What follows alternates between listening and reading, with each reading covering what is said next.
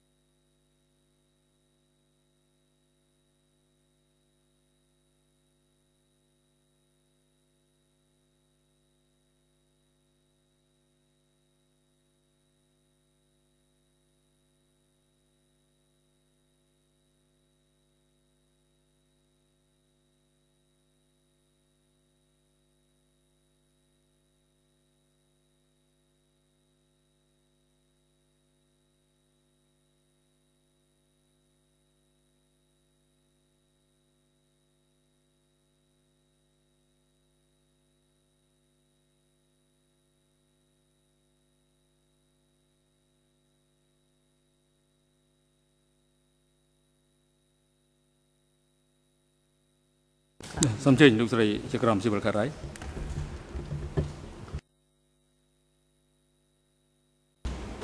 Thank you, President. Mr. Canvas, the Chamber has a couple of questions arising out of your submission. We are left being unclear as to whether you assert that Ieng Sari is currently unfit or not, or whether, for example, he can participate from the holding cells, and if you are submitting that he is he's still fit to stand trial, and we clearly understood your submission that this is an elderly man whose health is frail. That's not the issue here. If it is indeed your position that he remains fit, albeit with all these health difficulties, why is it that you are proposing another expert, and on what basis? Just to help us get a really clear path through this, please. Thank you, Judge Cartwright. Well, let me be very clear. Our position is, and has been for some time, that he is not fit. He cannot participate. He cannot participate meaningfully, at least not on the basis of international standards that this tribunal has decided to implement, which are already in the Cambodian constitution. So that's our starting point.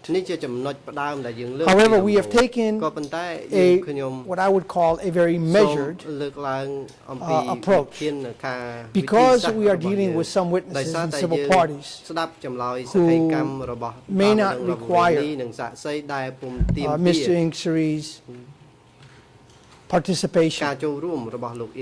And given that Mr. Ieng Sari has gone over the material with us and has agreed that he would waive his constitutional right to assist in his own defense and participate in the proceedings for these limited witnesses,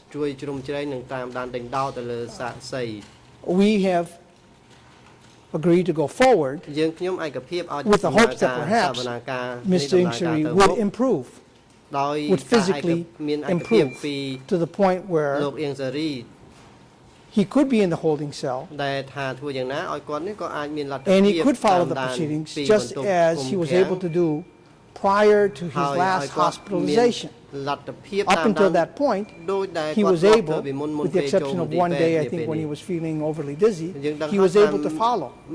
Since that day, if participation means having a window of opportunity to consult with Mr. Ieng Sari 5 minutes, 10 minutes, 15 minutes, then it is our rightful submission that that's not meaningful participation. For Dr. Campbell to say that he is dozed off at lectures and didn't miss much. Well, let's look at it. This is not a lecture. This is a trial proceeding. Also, Dr. Campbell, at least seemed to me to be in perfect health, or in very good health. He's also 20 years younger than Mr. Ieng Sari. He's not dozing in and out. We have observed our client, and we are of the opinion that as of this moment, he is not able to participate in his own defense. However, because of what we are doing here in court, because of the witnesses that the trial chamber must take evidence from,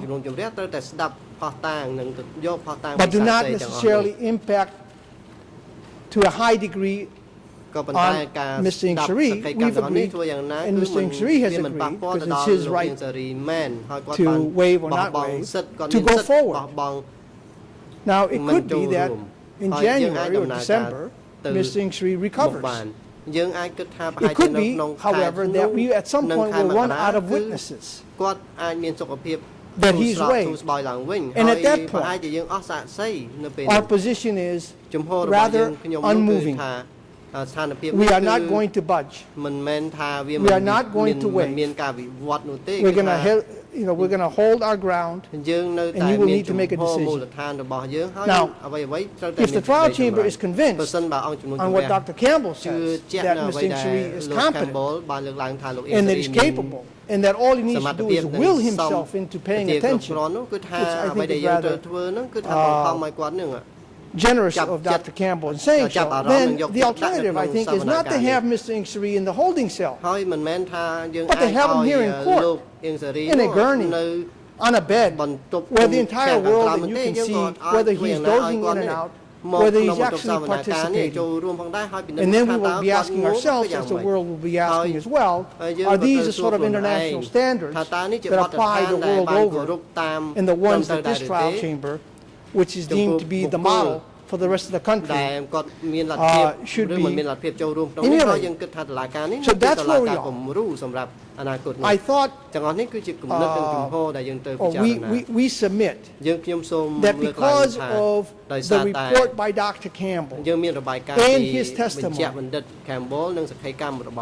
that it would be prudent, if not now, at least down the road, because as I said, when we're through with witnesses that he's waived, we will need to revisit this issue. We're basically kicking the can down the road, as they say. But we were doing so with the expectation that perhaps Mr. Ingsiri will get better. And one might think that he will get better if Dr. Campbell is correct. And the Cambodian doctors are all wrong as far as what exactly is causing his dizziness, that his brain is getting sufficient oxygen, and that all we need to do is apply a neck brace, and that should, and with some adjustments, he would be able to get back to normal position. So that's where we are. We're trying to, in a very challenging circumstance here, to find a way that we do not hold up the proceedings, because there's business to be done. At this stage, where Mr. Ingsiri is willing to waive his presence. The alternative, of course, would be to file for a motion to sever at this stage. And, of course, it would be our position that were we to do that, then the proceedings would have to cease. They could not go on while this matter is pending. They would have to come to a grinding halt. And it might in some ways be premature, because who knows, maybe Mr. Ingsiri will improve. We doubt it, but we're willing to accommodate the trial chamber, because we do recognize that these are important proceedings. We wish to be viewed as serious litigants. We are not trying to obstruct the proceedings, and we're trying to work with the parties as well, with the prosecution as well as with the civil parties. And I believe even Mr. Smith acknowledged in the last presentation, not this one, but before, when we had a hearing, if I recall correctly, he had indicated that we have enough witnesses, we should proceed and see where that takes us. I hope I have answered your question, Judge Cartwright.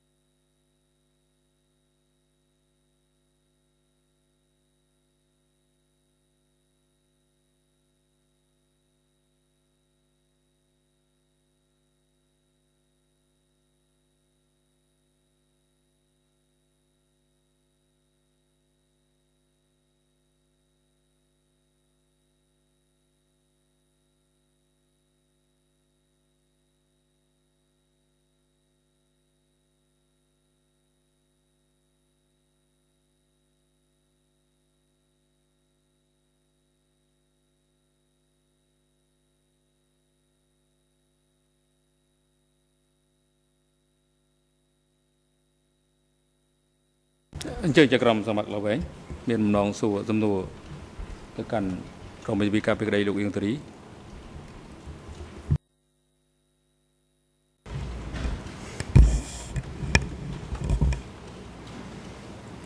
Oui, je suis désolé, Maître Carnavas, de prolonger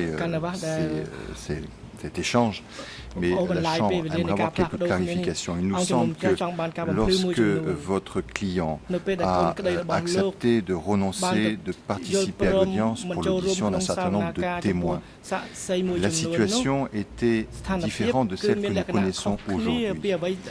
À l'époque, votre client était hospitalisé, nous avions un certain nombre de certificats médicaux qui faisaient état de problèmes particuliers qui n'ont pas été, a priori, sont des conclusions qui n'ont pas été maintenues a priori par le professeur Campbell.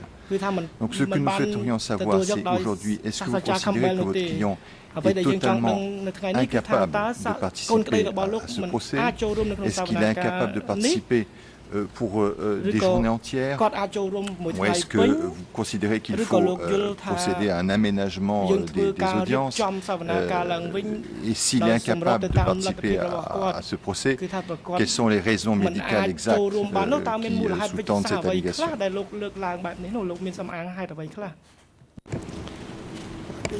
Thank you, Judge Laverne. No need to apologize for prolonging the proceedings. I'm always grateful for the opportunity to expand. I'll try to be cogent. It's our submission, Judge Laverne, having spent a lot of time with our client, that beyond a 5 or 10 minute period maximum, he's unable to concentrate. He gets dizzy, he has double vision. He's unable to really follow the proceedings. Now, I understand what Dr. Campbell said. As I indicated, that is a remarkable difference from the one that we've observed. Yes, he's back here from the hospital. Why? The hospital said, well, they can no longer treat him. They've done the best that they can. Of course, we have to recognize that Dr. Campbell came up with a very different analysis of the problem that's causing Mr. Ingsiri to be dizzy and unable to concentrate. But we submit that the right to participate in one's trial, especially to follow along the proceedings and to give instructions, is more than just being physically present down in the room. If he's down in the holding cell or here in the courtroom and is half asleep or asleep, he wishes to participate, but because of his age, because of all his other medical conditions, he's unable to muster the strength to follow along on the proceedings. If he's unable to then recall what he heard and to give instructions, if he's unable to read portions of the documents that we require him to read at times in order for him to give us instructions, even though we do read documents to him, but after a certain point, he's fatigued, he's exhausted. It's not a matter of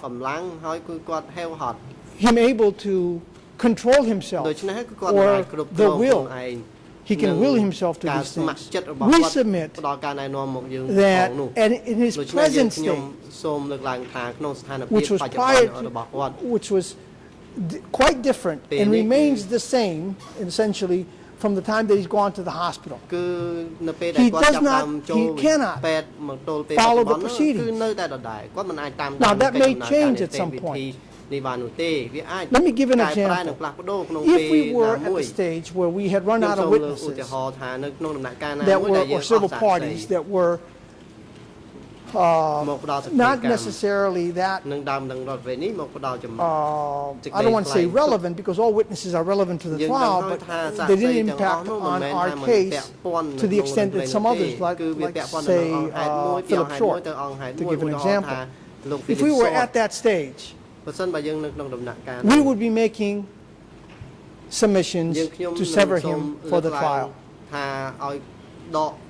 That's where we are. So it is all right for submission. From our observations, from our day-to-day contact with him, from our ability to work with him. Now you have Dr. Campbell's examination and his reports and his testimony. We disagree. Based on that, we feel we need an independent evaluation. Now, you can force him to be in that room, although we would say we would want him here in the courtroom so everybody can see the state that he's in. When you have an 88-year-old man who's most of the time in a fetal position, in pain, in one way or the other, needs somebody to turn him over, can't stand up, is urinating on himself without help, cannot even take his own pills, is seeing double vision, and to say that this person is actually meaningfully participating in the proceedings is a rather ridiculous conclusion to reach, to put it bluntly. And so we are at the position, we're saying, we're submitting that he is not capable of participating. But we're also submitting that because he has weighed these witnesses that are not that impactful on his case, and because one never knows whether his medical condition will improve, why not go forward with the witnesses that we have at hand so we don't stop the proceedings, see if his health improves, and if it doesn't improve, then ultimately we will be faced with having to make full-blown submissions for his, for him to be severed from the proceedings. And I understand these are very, very important decisions. It impacts the civil parties. It impacts the prosecution. There is a perception of the public. There's a host of reasons that are quasi-political, might I say, as opposed to legal. And at this stage, rather than confront them, because we're going to have to confront them at some point, what we are suggesting, and we are submitting, is that we go forward. But if the trial chamber is of the opinion that he is fit, then he should be in court, and then of course we will be making immediate submissions for his severance from the case. And in that, those submissions, we will be asking for an independent evaluation. I hope I'm very clear, Judge Laverne. I was trying to be very nuanced and tactical and diplomatic this morning, hoping that I would not have to in any way attack anybody's testimony or what have you, but try to provide the trial chamber and the parties with a reasonable position of us going forward, because it is necessary for the trial to continue as best as it can, even under the current circumstances. And I recognize that some of my colleagues on the human rights side will be faulting me for not pushing hard enough, but I'm trying to take a very measured position so that there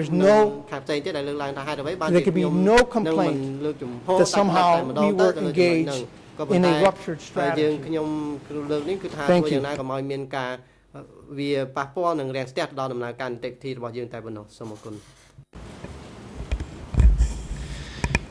Une autre clarification, Maître Canavas, je suis désolé. Nous comprenons donc que vous prétendez que votre client n'est pas en état de participer à ce procès, qu'il est incapable. Cependant, nous aimerions savoir si cette incapacité à participer au procès va jusqu'à poser problème quant à sa capacité à comprendre l'étendue des droits auxquels il renonce lorsqu'il renonce à l'audition d'un certain nombre de témoins.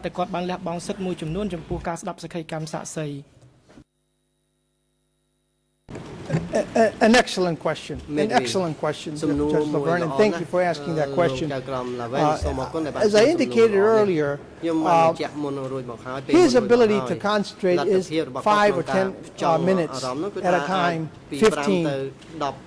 What we have done in the past, we have gone through the witness statements of the witnesses that you have anticipated to call. I've gone over them personally at least a couple of times. We then have sat down with Ms. Sing Sri in small time frames so that he's able to concentrate, he's able to have discussions with us for those 10 or 15 minutes that he's able to concentrate before he's exhausted. During those periods, we've been able to discuss very briefly what we believe is the essence of the witnesses or the civil parties' testimony. We have the summaries, of course, that were provided by the parties. We also have looked at the paragraphs to which they refer to. So we have we put it into context. And I can assure the trial chamber that were we of the position that Ms. Sing Sri was not competent, mentally competent, to give us that waiver, that would have been raised. In other words, this is something that I am especially sensitive about. Don't want to put myself in the position of the client in deciding what should be waived and not waived. It is not my intention to act for the client. We give advice. The client gives us instructions. From the instructions that we received, and based on our observation, we are confident, and let me underscore that, we are confident for the witnesses that he has waived thus far. And I think the last time we submitted 14 names, that Ms. Sing Sri was provided a waiver that was knowing, was intelligently made, and was willingly made. And so for those, we have no problem. Now, that said, you cannot say because he's able to concentrate for 10 or 15 minutes in providing a waiver that he can actually participate in proceedings where you have testimonies, you have objections, you have rulings, and he needs instructions. There is a vast difference. And perhaps I was thinking ahead of your follow-up question. That's why I'm supplementing my remarks.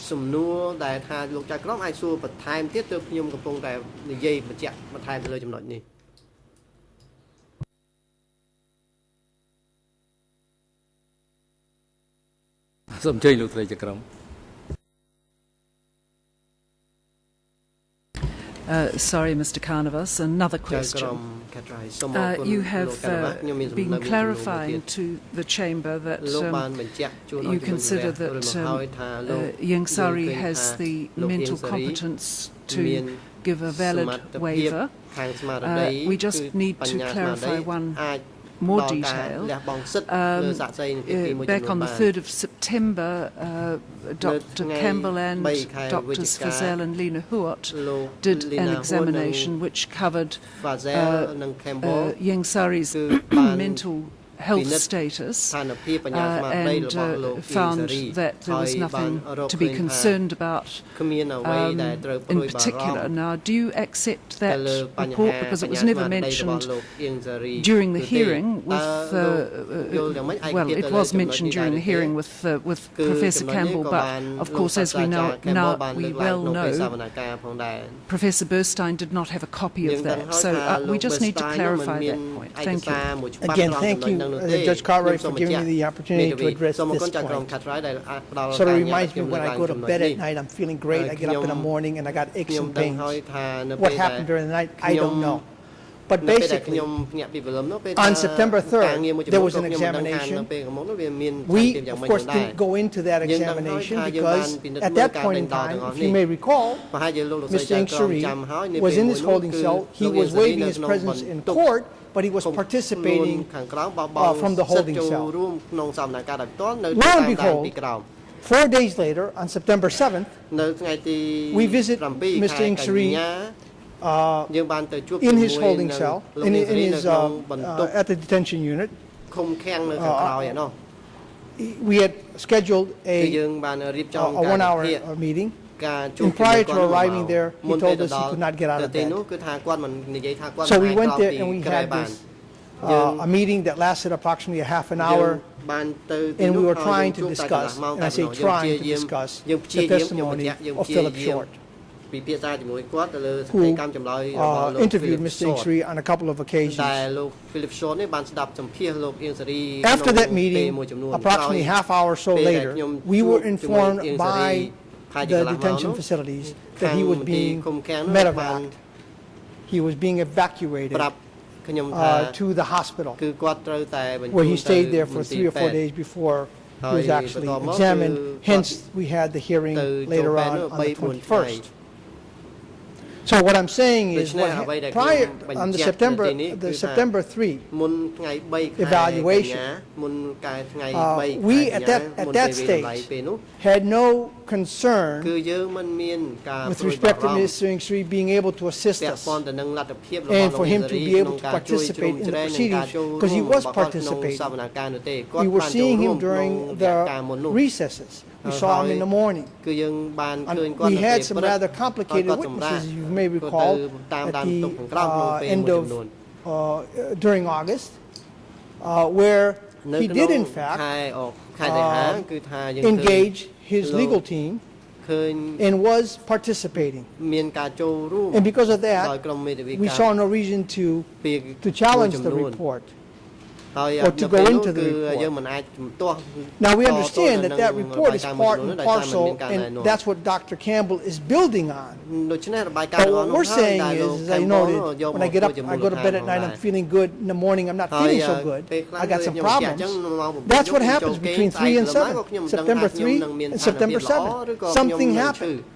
Why Mr. Ieng Sary was fine on September 6 when I met him, and I was able to discuss the testimony of the witness who had just finished, and why the following day he could not get out of bed, and why a half hour later he had to be medevaced, and why when I visited him the following week he's in a fetal position, he looks like he's just about ready to pass away, he's emaciated, and he's on oxygen. I think we're dealing with certain realities. And so while I don't want to take anything away from Dr. Campbell and the examinations performed by the doctors, Campbell, Hood, and Feisel on September 3, I don't think that examination is the benchmark from where we start here today, especially when we're dealing with someone of the age and physical condition of Mr. Ieng Sary. So I don't know how else to put this, and I hope I've answered your question.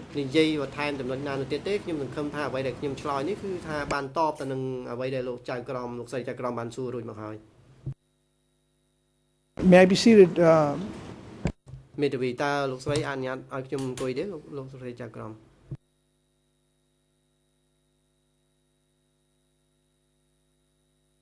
បាទអរគុណជាបន្តអមរះសម្ដល់វិទ្យការជូនទៅសហប្រញ្ញាដើម្បីមានឱកាសក្នុងការធ្វើសេរីសន្និដ្ឋាន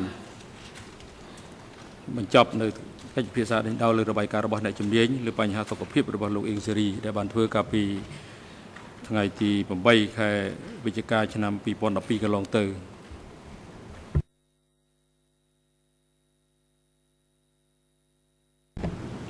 Good morning, Mr. President.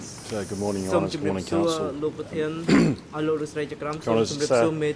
Perhaps a little bit difficult to know where to start. There was quite a significant discussion that's just been had, and in a way, positions have changed by the defence. Initially, I think the submission put forward by the defence that they didn't want to put forward a submission as to whether he was fit to plead or not. And certainly on questioning now, it's clear that the defence's view is that Ieng Sary is not fit to stand trial as of now. I think perhaps the change in positions reflects the fragile situation that we're in, which the Defence Council have referred to. I mean, it's clear from Dr. Campbell, Mr. Yang Sari's health is fragile. But it's also clear for him that there was no need for him to stay at the hospital anymore. He didn't require that medical assistance. And it's also clear that coming back to the detention centre, he required some more assistance than he would otherwise get. That type of assistance the Council was referring to in relation to going to the bathroom, eating, showering, etc. A lot of those conditions that Dr. Campbell referred to that would require extra assistance for Yang Sari really relate to those matters that require him to move around. And it's quite clear that perhaps between maybe the 3rd of September and then when Mr. Campbell saw him early November, that condition deteriorated a little bit. His mobility deteriorated and he needed more assistance. That's clear. And if that's a reflection of a decline of Mr. Yang Sari, it's clear that to that extent that it has happened. However, Mr. Campbell or Dr. Campbell said, and we would submit he would not have said that if Mr. Yang Sari was in the immediate need of care, of critical care, he wouldn't have requested that he be taken back to the detention facility. And so Dr. Campbell's view was that Yang Sari's condition is stable, and with the right assistance, as with many people of an elderly age, he would be able to participate in this trial. Left to his own devices, which is what Mr. Carnivus referred to, we would have a situation where his health condition would be complicated if he couldn't get to the bathroom, if he couldn't get to eat, if he didn't have assistance with showering, and he didn't have assistance with exercise, if possible, within the limits that he could. So we do have a situation where we have a very fragile accused, but at the same time we have a situation where we have an accused that Dr. Campbell has said is mentally fit to plead and physically fit and to stand trial. The way in which perhaps we would all like to see accused stand trial in the courtroom so the public can see, that may not be the best option at this point for Mr. Yang Sari. We've heard the professor say that because of his back problems, it's better that perhaps he lays in bed on an incline. And because, and also he's made, recommended some adjustments with the television, etc. So I think, as of now, Dr. Campbell has recommended, it seems, on the basis of Mr. Yang Sari's comfort level, that he watch the proceedings, participate in the proceedings from the holding room. And so the suggestion that he be brought into the courtroom by Defence Counsel probably at this stage wouldn't be appropriate, because it doesn't really assist Mr. Yang Sari with his comfort level. So the delicate management of an old person with a number of stable but present conditions requires a lot of delicate care. when we were in the position of the 3rd of September, that was less needed. However, the fact that delicate care or extra care is required, and perhaps the trial proceeds for the moment in a different way, with Mr. Yang Sari in the holding room, with, if necessary, a nurse assistant, and everything that Mr. Campbell has recommended, that's the way that we have to proceed. But as far as the question of whether we proceed or not, on the evidence you have before you, that's not really a question, because we have evidence from Dr. Campbell, who is a professor of geriatric medicine that has dealt with many people similar to Mr. Yang Sari, and is not a person that clearly would be putting his health at risk by the recommendation that he comes back to the detention centre. And I would submit, from his qualifications and from his career and from dealing with the elderly community for such a period of time, he is unlikely to be putting forward to you, Your Honours, a situation which is quite different to what is put forward by Defence Counsel. It may be the case that Defence Counsel have had times where Mr. Yang Sari could only communicate for 15 minutes, but that's not the evidence that's before you. That's evidence from Counsel. And when we look at the assessment done by Dr. Campbell, it was done over a 2-day period. It was done a week ago. And when he was asked what was the ability of Mr. Yang Sari to concentrate, he said, I spoke to him for an hour and a half, and he was able to engage in quite an interactive manner. And then he said he saw him in the afternoon of the same day, and he was able to engage with him as well.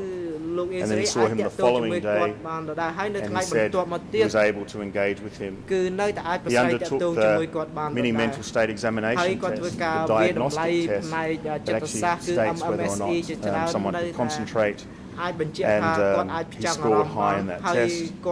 And his conclusion at the end was that his ability to participate in the trial is the same as the conclusion that he had on the 3rd of September. And Your Honours have no real evidence before you that between the 3rd of September and early November that Mr. Yang Sari's mental capacity had in fact dropped. You heard some evidence in testimony earlier in September where on one occasion the interview could only go for, or the diagnosis with the doctors at the hospital could only proceed for 15 minutes. However, other interviews in relation to his medical help, they all related to 15-minute time periods, which Dr. Campbell said was the normal time period for gaining information from the patient.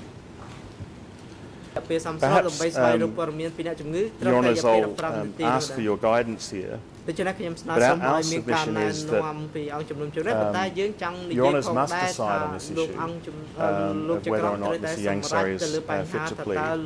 The issue is before you now. You have the evidence before you. And if at a later time Mr. Yang Sari's mental state or condition declines, if there's a significant difference between now and sometime in the future, of course the prosecution would have no objections for a re-examination. That would be appropriate. There's no point having someone standing trial if they're not fit to stand trial. That's a breach of an accused rights. And so all that we would ask is that as of now, the the position is right for you to decide. គឺថាអង្គជំនុំជម្រះគឺមានឆន្ទៈនិស្សិតក្នុងការសម្រេចដោយសារតែមានទវិការពារក្តីថាលោកអៀងសេរីមិនមានសម្បត្តិគ្រប់គ្រាន់តែលោក in his state, in his expert report, and in his testimony, ក៏ដូចជាសក្ខីកម្មរបស់គាត់ថាលោកអៀងសេរីមានសម្បត្តិគ្រប់គ្រាន់ហើយលោកវិជ្ជបណ្ឌិត only 2 months ago, ហើយនឹងលោកវិជ្ជបណ្ឌិតពុទ្ធលេណាកាលពីប្រមាណ2 ខែមុន Dr. ក៏ផ្ដល់នៅ Campbell គំ has និត said ដូចគ្នាផ្ដល់នៅ only a ទស្ស week នៈដូច ago គ្នាហើយ his condition hasn't changed since when he saw ហើយ him 2 ពី months 3 សប្តាហ៍មុន ago. គឺលោកវិជ្ជបណ្ឌិត But Campbell what ដដែលបាន counsel បញ្ for ជា the ក់ថាស្ថាន defence ភាពរបស់លោកអៀងសេរី appear មិន to មាន be ការ referring to ផ្លាស់ more ប្ដូរនោះឡើ is យ his physical condition. ដូច្នេះអ្វីដែល And មាន the ការ fact ប្រែ that ប្រួលគឺតែទៅលើស្ថានភាពផ្លូវកាយរូបរាងកាយរបស់គាត់គ្រាន់តែទាមទារឲ្យមានការយកចិត្តទុកដាក់បន្ថែមទៅលើស្ថានភាពផ្លូវកាយរបស់គាត់ whether or not Yang Sari has 5 ailments or 10 ailments or 15 ailments, or if he needs some extra care, that must be provided by the ECC. That's the ECC's responsibility. However, the issue before Your Honours is, is he mentally fit to plead? Can he understand the nature of the charges, the course of the proceedings, the details of the evidence? Can he instruct counsel? Understand the consequences of the proceedings? Can he testify? And you've had 3 experts over a 2-month period that have all said the same thing. He can. And I would submit, Your Honours, it may be dangerous to not decide on this issue now, if at a later time this issue becomes a point after a decision in this case, the completion of this case, a point on appeal. Judges would probably like to know in a higher court, as of this date, what was your view on whether Yang Sari was fit to plead, because that will play into how they assess the proper process of this trial. And we certainly appreciate and thank the defence for having a very accommodating approach to provide waivers when it's at the hospital so that these other witnesses could be heard. But we submit that that approach can still happen. But it is important, Your Honours, that a decision is made on this issue now for the record and for purposes further down the track. As far as the type of expert, whether it be this Dr. Bernstein or someone else, if it was required later, I mean, we would submit that the qualifications and the reasoning behind those experts, or that expert or other experts, could be put forward by the defence, and the prosecution and civil parties could do the same. But then, ultimately, as this is the civil law system, it's important for you to decide if an extra expert is required at a later time, and who should that be. But I think it's important not to be under the misapprehension that this would be asking for a second opinion now. In fact, Dr. Campbell, Dr. Faisal and Dr. Hood are 3 doctors, 3 qualified doctors that have given 3 opinions as to his mental state as of about now in the last 2 months, with the only difference being in that time period is a weakness in his physical health, which Dr. Campbell has said can be managed appropriately with medication, with medical assistance such as a brace and a proper bed, etc. But there's been no statement by doctors during this 2-month period saying Yang Sari is not mentally fit to plead, other than that one incident where a doctor stated that they spoke to him in the hospital for 15 minutes and then he was tired, he couldn't concentrate. Other than that one incident, there's been no evidence before you that the mental state of Yang Sari has changed since the 3rd of September report to the 4th and 5th of November, and even if it did, which we submit there's no evidence there, on the 4th and 5th of November, it must have changed back. But obviously the position was the position is that it's likely that there was no change in the mental state of Mr. Yang Sari.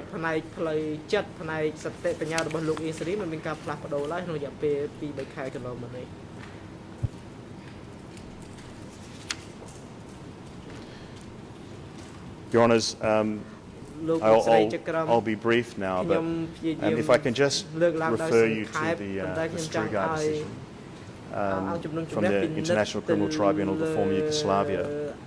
And that decision was entitled Decision Re the Defence Motion to Terminate Proceedings. There's a few principles in there other than the method or the test or the criteria to determine whether an accused is fit to plead.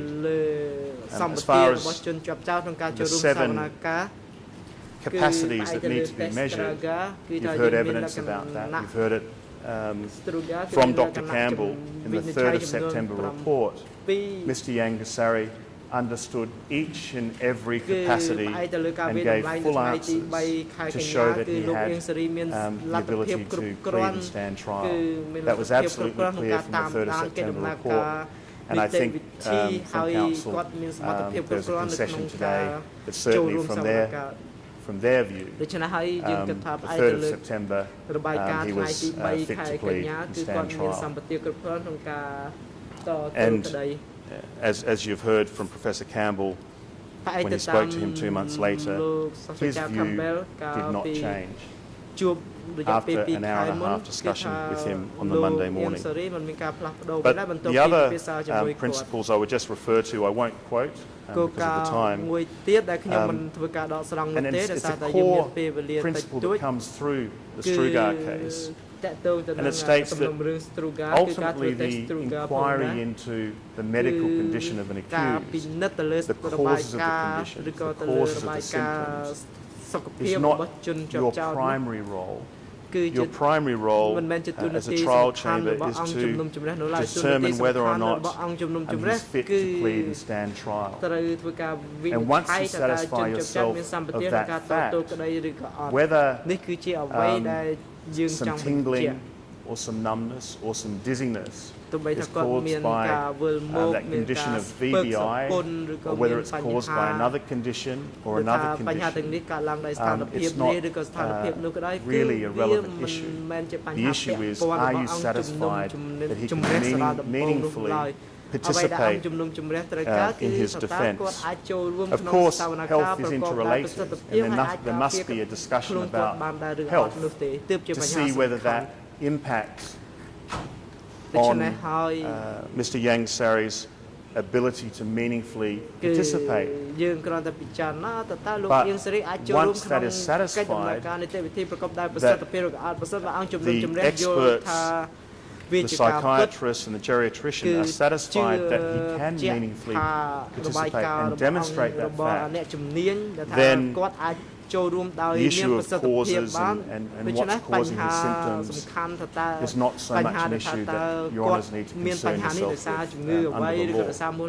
That said, from the ECC's perspective, his health and his medical care is of utmost concern. But that's a different issue, which is dealt with in another way. I refer to paragraph 35 and paragraph 46 for that principle. The second principle I would ask Your Honours to take into account in deciding this issue is that Your Honours should only be, of course, considering evidence that is before you. Dr. Bernstein's letter, the one that was done in 24 hours, with no consultation with the accused, with no analysis of the medical records, with no understanding of the prior history of Mr. Yang Sari. That is not evidence before you. Your Honours allowed parties to seek some advice so we could understand Professor Campbell's evidence more. But that's not evidence before you. And similarly, remarks made by council as to the condition of Mr. Yang Sari when they speak to them, speak to him, that is not evidence before you. Your Honours must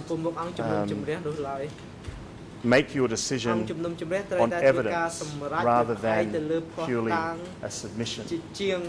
And the reason for that, of course, is that council can't be cross-examined as to the facts that are being put forward. It's untested.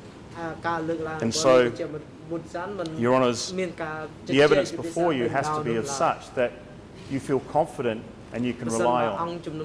And if Your Honours feel as though that you need more, you're not confident about his ability to stand trial, you're not confident about Professor Campbell's testimony and his report, and you're not confident about Dr. Faisal and Dr. Hood. Of course, we would ask that Your Honours gain that confidence by asking for another expert. However, we would submit, Your Honours, 3 experts in 2 months with a unanimous view after extensive and detailed examination of the accused should leave you in no doubt as to his fitness right now.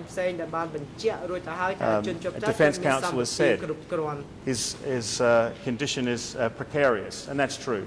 And that's true. But if we get to that point where there's a significant change from what Dr. Campbell has said, then of course we would all in this courtroom support that another expert, or Professor Campbell, Dr. Faisal, Dr. Hood, and perhaps some other expert be called as well. It's important, and counsel can put forward their suggestions in that regard. But ultimately, it's not a common law system, it's a civil law system, and ultimately Your Honours have to be satisfied with the qualifications and the experience of the people that are put forward. Our submission, Your Honours, is that if right now you call for another expert, it is unnecessary because you have 3 opinions. There needs to be a significant change. Because if there's no significant change and we still call another expert, if that expert comes along and a party doesn't like that expert, then they would ask again and again, and it would never end. And the Strugard decision at paragraph 25 at page 7 focuses on this. They talk about there must be an adequate reason. And certainly, Your Honours, we would submit, bearing in mind Mr. Yang Sari was examined extensively last week by a professor that knew him well and was still of the view that he was fit to plead. That would be unnecessary, a waste of court time and resources. Finally, in relation to the issue of fitness to plead and the burden of proof, certainly at the Yugoslavia Tribunal, there's a presumption that an accused is fit to plead. However, to determine unfitness, Your Honours, certainly at the international tribunals, must find on the balance of probabilities that it's more likely than not that the accused is not fit to plead. That's the standard that's used at the other tribunals. And so we would submit, Your Honours, we certainly, having heard Professor Campbell's testimony the other day and the documentary support, we're certainly not at that stage where we can say on the balance of probabilities Mr. Yang Sari is not fit to plead. In fact, it's clearly the other way around. Your Honours, to conclude, firstly, we would ask that you not postpone a decision for the problems it will create in the future, it may create in the future. We ask that you give your decision as soon as possible. We would submit the trial continue as normal,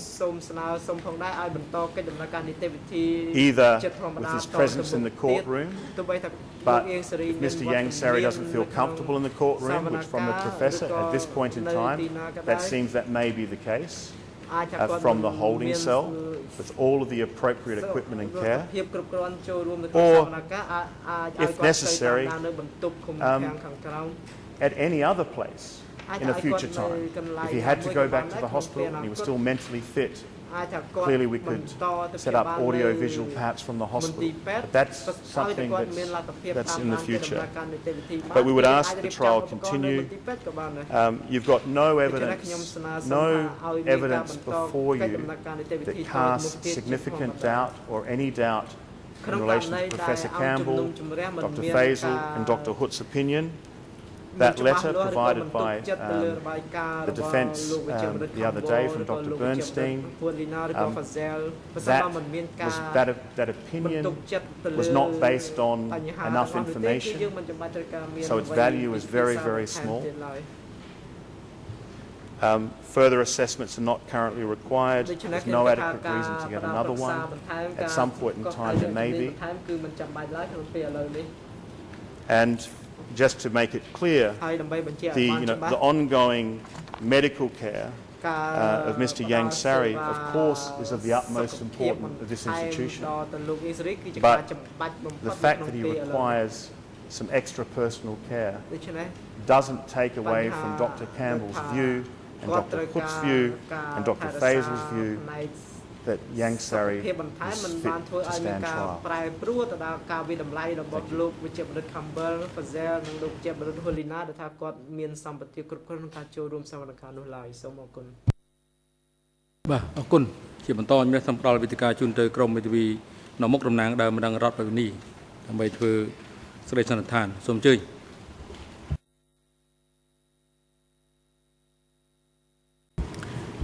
Bonjour Monsieur le Président, bonjour Mesdames et Messieurs les juges et bonjour à tous. Je crois que ce que nous a dit notre confrère de la défense de Yang Sari à l'instant est quelque chose que la Chambre avait anticipé de la même façon que les procureurs et nous-mêmes l'avions anticipé. C'est-à-dire que la défense de Yang Sari nous indique que la position est d'attendre, que nous pouvons pendant quelques semaines encore écouter des personnes pour lesquelles il a renoncé à son droit d'être présent, mais qu'il est clair que M. Yang Sari est inapte et que le moment venu, la défense de Yang Sari demandera si nécessaire la disjonction. C'est donc très clair et ça a évidemment un impact extrêmement important, non seulement bien sûr pour M. Yang Sari, mais aussi pour les parties civiles, pour la tenue de ce procès. Et la décision que votre Chambre va prendre aura bien sûr un impact aussi sur la position des autres accusés. Je pense que c'est assez clair dès maintenant et que c'est quelque chose à quoi nous devons penser. Alors nous avons accepté bien sûr le moment venu que M. Yang Sari soit hospitalisé compte tenu de son état de santé. Nous avons accepté les modifications à l'agenda tout à fait normalement. Puis nous avons eu les conclusions du docteur Campbell. Ce ne sont pas les premières conclusions puisque le docteur Campbell a déjà à plusieurs reprises examiné M. Yang Sari. Ces conclusions sont extrêmement claires et non équivoques. Elles l'étaient dans son rapport, elles l'étaient encore davantage à l'audience la semaine dernière. Le docteur Campbell nous dit qu'il n'est pas nécessaire et même nocif de maintenir M. Yang Sari à l'hôpital et le docteur Campbell nous dit qu'il n'y a aucune inaptitude, tant physique que mentale, de M. Yang Sari à l'heure actuelle. La défense de Yang Sari conteste les conclusions du docteur Campbell et conteste sa méthodologie et son sérieux. Alors, je rappellerai quand même que le docteur Campbell, il y a quelques semaines, a rendu un rapport concernant Mme Yang Thiri, qui a été considéré ici autant par la défense de Mme Yang Thiri que par celle de M. Yang Sari, que par les procureurs, comme un document suffisamment sérieux et suffisamment fondé pour que la Chambre se prononce en considérant que Mme Yang Thiri était inapte. Aujourd'hui, les conclusions du même professeur Campbell, les dernières conclusions, puisque le rapport du 3 septembre n'a pas été contesté, les dernières conclusions ne conviennent pas à la défense de M. Yang Sari, malgré la clarté et le fondement sur lesquels s'appuient ces conclusions. J'ai écouté attentivement mon confrère la semaine dernière, je l'ai écouté ce matin. Je n'ai pas entendu le moindre argument médical fondé qui viendrait à l'encontre des conclusions du professeur Campbell. Je dirais qu'il ne suffit pas qu'un rapport ne convienne pas à une partie pour que cette partie considère qu'il y a lieu de demander une nouvelle expertise. Je partage tout à fait les commentaires de M. le procureur quand il dit que votre Chambre ne peut pas se fonder, bien sûr, sur les commentaires de l'avocat de M. Yang Sari, cela va de soi. Et je partage également les conclusions de M. le procureur quand il dit que nous avons des rapports d'expertise extrêmement clairs et que la lettre du professeur Burstein, qui ne constitue que des critiques de forme, n'apporte aucune critique substantielle sur les conclusions du professeur Campbell. Par conséquent, je pense qu'aujourd'hui, tout comme les procureurs, la partie civile demande à la Chambre de ne pas attendre, parce que la position raisonnable, ce n'est pas d'attendre jusqu'au mois de janvier. La partie civile presse la Chambre de rendre une décision le plus rapidement possible. La partie civile demande à la Chambre de rejeter la demande d'expertise parce qu'elle n'est absolument pas fondée. Et la partie civile demande, bien sûr, à la Chambre de se prononcer aujourd'hui, en l'état actuel des choses, en considérant que M. Yang Sari est apte tant physiquement que mentalement à assister et à participer à ce procès. Nous avons donc une position tout à fait commune avec M. le procureur. Je conclurai simplement en disant que si la présence de M. Yang Sari à l'audience est un droit pour lui, c'est aussi incontestablement un devoir, en quelque sorte, à l'égard des parties civiles et à l'égard du public, pour autant bien sûr que cette présence soit possible. Nous considérons aujourd'hui que les rapports d'expertise médicaux concluent à cette possibilité. Nous demandons donc à la Chambre de la constater. Je vous remercie.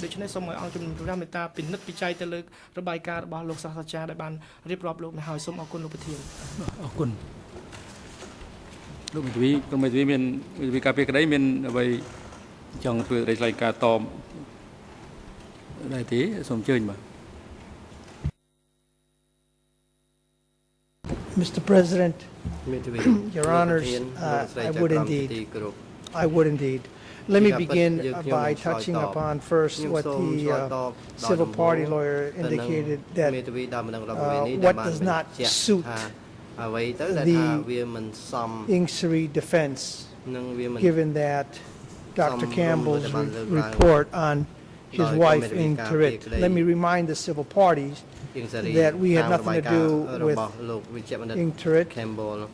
She was not our client. The issues were wholly different, and we should not be mixing apples and oranges. I was just looking at the word precipitate. I don't know why, but it came to mind to hasten the occurrence of.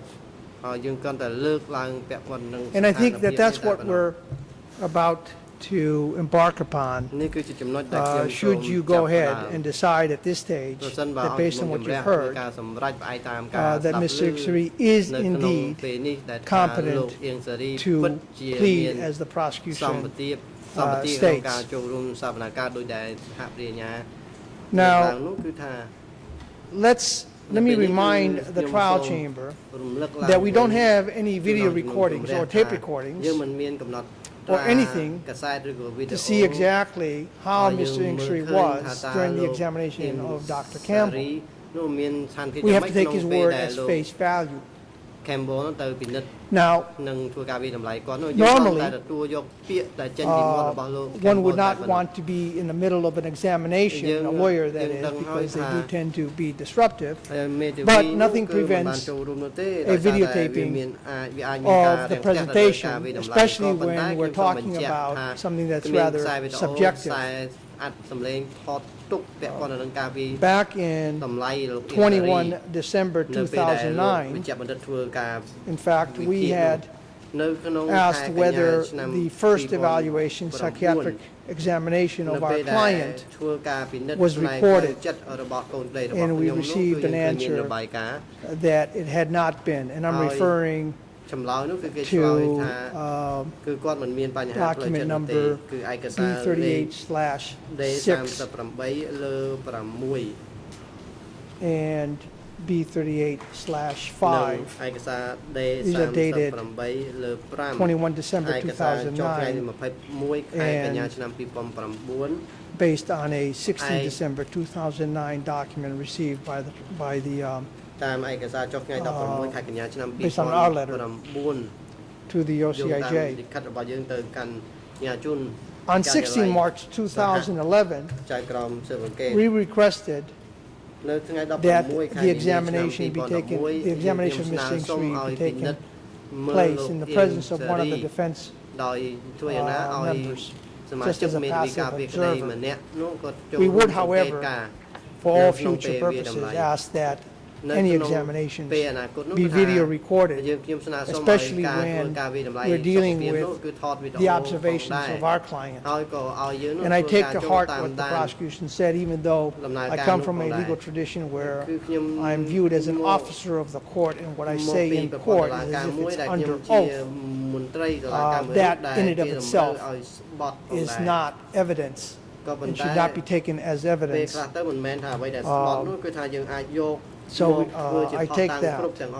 The prosecution says it is dangerous to not make a decision at this point in time because of what may happen on appeal. Well, I think we need not worry about that because we have the waivers, unless there's a concern by the trial chamber that the waivers themselves were provided under circumstances when Mr. Sing Sri was not competent. But based on the submissions made, based on the waivers, based on the language in the waivers, and based on the fact that the waivers have been accepted, especially by the prosecution, and they have never called into question the waivers, it would seem that there is no need to worry about somehow the defense, in a rather clever way, trying to set the stage up for the appeal process by creating error into the process, something that is commonly done at times by defense lawyers. And so I'm fully familiar with the tactic, but I can assure Your Honor, that this is not one of those cases. Now, it is up to you whether you wish to decide to find, on the basis of what you have before you, that Ms. Sing Sri is indeed competent. But as I indicated, that would be somewhat, that might precipitate the defense into employing a range of other options, as I articulated earlier today, such as, if indeed there is this finding, which we submit, would be in error, then perhaps because we would be waiving a point for appeal, or we would be looking to be less than diligent, we certainly would need to revisit the issue of the waivers, and it would be my advice to the client, so that there's no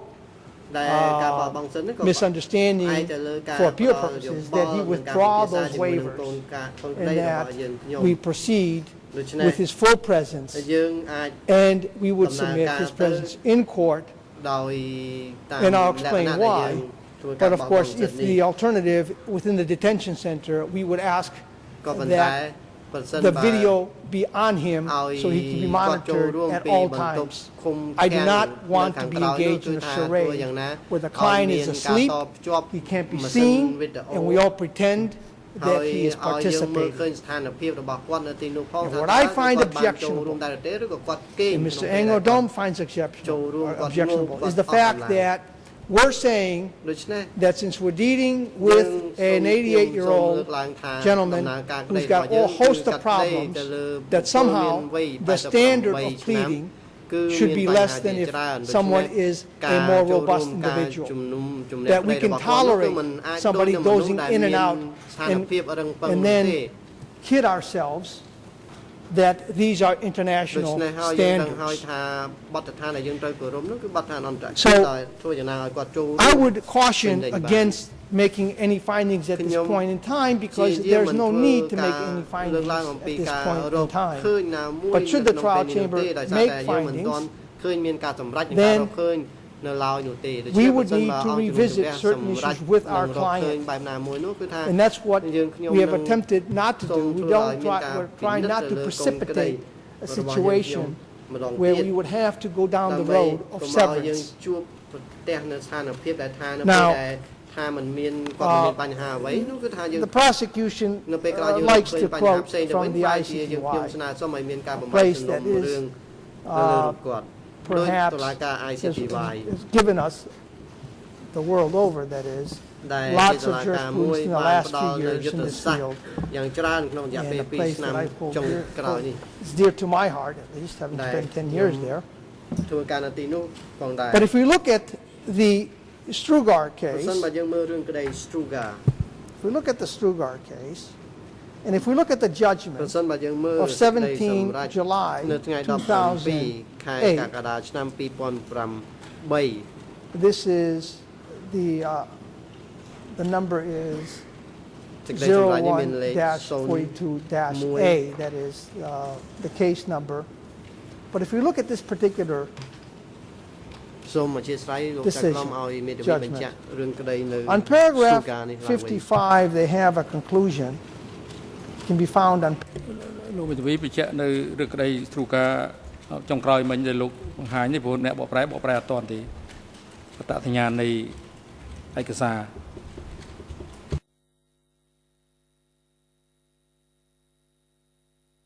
The case number is IT-01-42-A. That's the case number. This is the case I suspect that the prosecution was referring to. This is a judgment dated 17 July 2008. And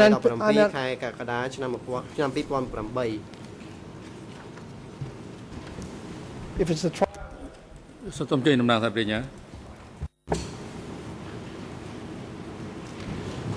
sorry, don't want to interrupt, but we were referring to the trial decision, and then that went on appeal, and so there's a difference. It's the same person. Trial chamber made certain, laid out certain criteria. We all accept that. The matter went on appeal. This issue was appealed. And of course, what is controlling in many ways is what the appeal chamber says. And they qualified some parts of the trial chamber's findings. And on paragraph 55 it says, and I'm reading in the middle of it, as noted above, the applicable standard is that of meaningful participation, which allows the accused to exercise his fair trial rights to such a degree that he is able to participate effectively in his trial and has an understanding of the essentials of the proceedings. It then goes on. In this respect, the trial chamber applied the standard correctly, as evidenced by its conclusion that an accused's fitness to stand trial should turn on whether his capacities, quote, viewed overall in a reasonable and common sense manner at such a level that it is impossible for him or her to participate in the proceedings, in some cases with assistance, and sufficiently exercise the identified rights. And that's close of quote from the trial chamber. Now what I want to focus on, and what I would like Your Honors to focus on, is the word where it says here, common sense. You don't need to be a medical doctor to know that if somebody is dozing in and out, common sense tells us they're not following the proceedings. They're present, but not mentally. And how does one follow the proceedings? And how will we be able to track that he's following the proceedings unless we view Mr. Ingsari at all times to see whether he's dozing in and out? And during those periods when he is too fatigued, or when he is seeing double vision, or when he is experiencing dizziness, or when he's in pain and is unable to follow, do we take a recess, 5 minutes, 10 minutes? Do we interrupt the proceedings? That's what we're talking about. And so, when applying the Strugar elements, we have to use our common sense. I wasn't there at the, when Mr. Ingsari was being examined, neither was the prosecution, neither were you, Your Honors. We are left with Dr. Campbell's observations. And on that particular day, maybe Ingsari was having a good day, but not every day is necessarily a good day. So, we leave it to your discretion. We think it is not necessary at this point in time, because it may precipitate a cause of action from our point of view, and this is not a threat. This is because of due diligence, because we take our obligations quite seriously. It may require us then, so that we're not perceived as having waived any particular rights, or acquiesced that at this point in time, irrespective of our submissions, Mr. Ingsari is competent. It may require us to file for additional submissions. And of course, we would be asking for an independent expert to examine Mr. Ingsari.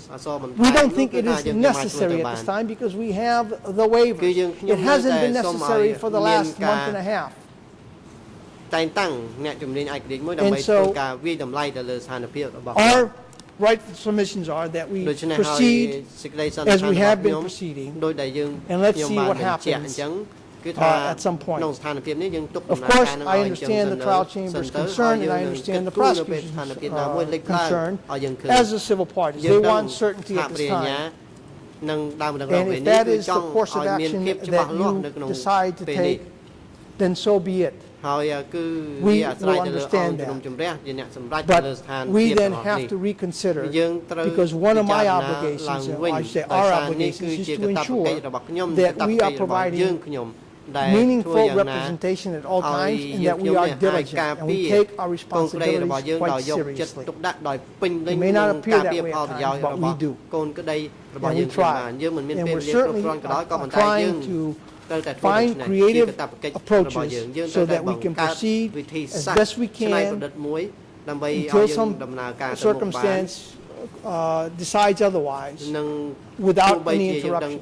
And again, Your Honor, let me thank you on behalf of Mr. Ongaram and I, and on behalf of Mr. Ingsari, let me thank the trial chamber for allowing us these submissions. They're terribly important submissions, and we are glad that you have had them in the public, because I think these are very important issues that need to be discussed publicly. Thank you. ដែលសំខាន់បំផុតដែលត្រូវយកមកដេញដោលជាសាធារណៈបែបនេះសូមអរគុណសូមជ័យលោកត្រីចក្រម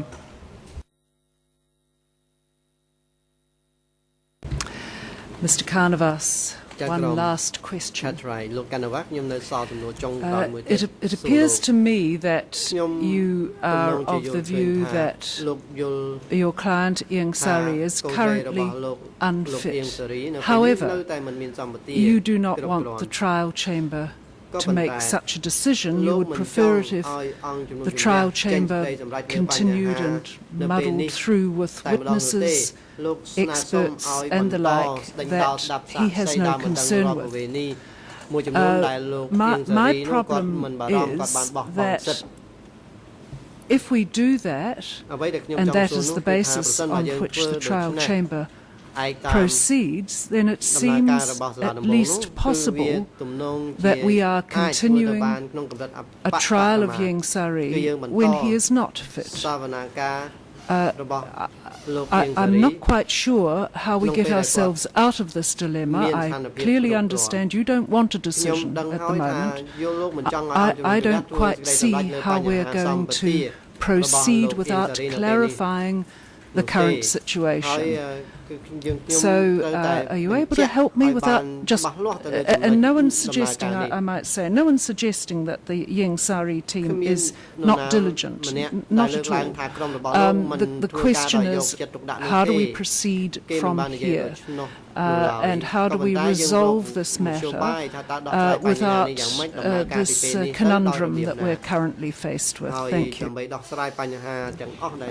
Thank you, Judge Cartwright. Well, let me begin by saying that Mr. Ieng Sari's fitness is limited to the extent of being able to participate for very limited periods of time, such as 10 or 15 minutes off and on, long enough for us to give him some instructions.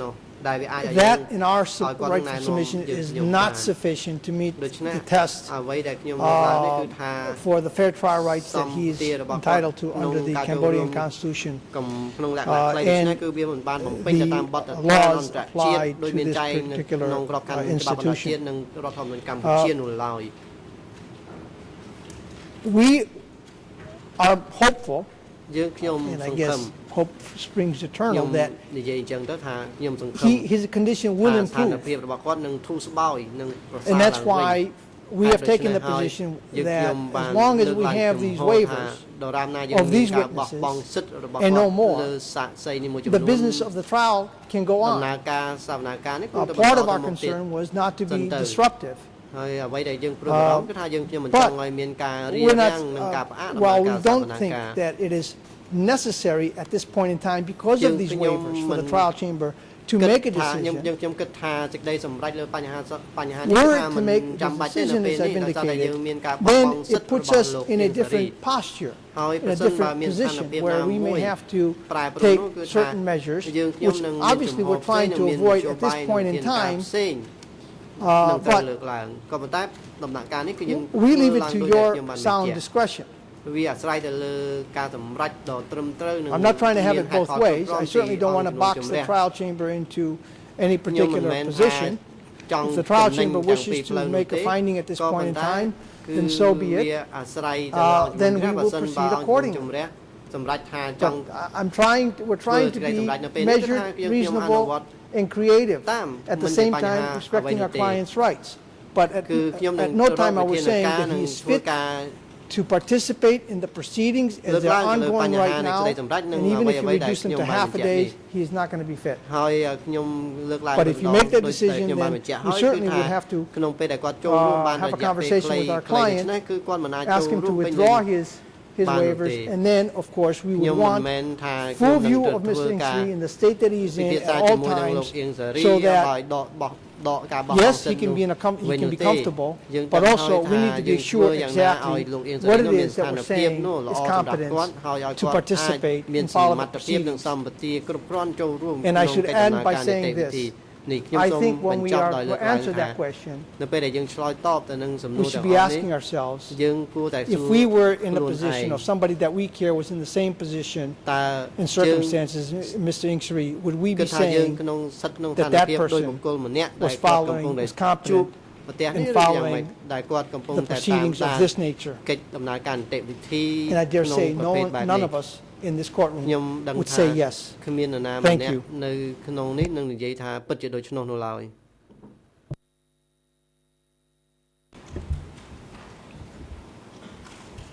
mà chơi đồ DVD center hay Rika Prep Dương Vinh nơi bây giờ trong rồi